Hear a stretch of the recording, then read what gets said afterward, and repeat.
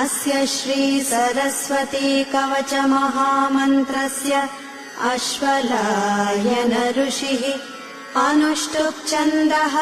श्री सरस्वती देवता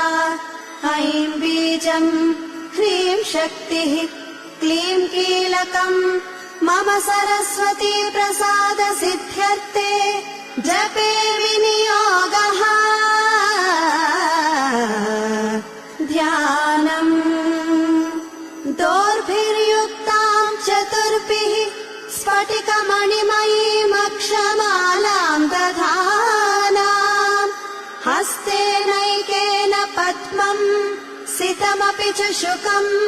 पुस्तकं चापरेण भासा कुन्देन्दुशङ्खस्फटिकमणिनिभा भासमाना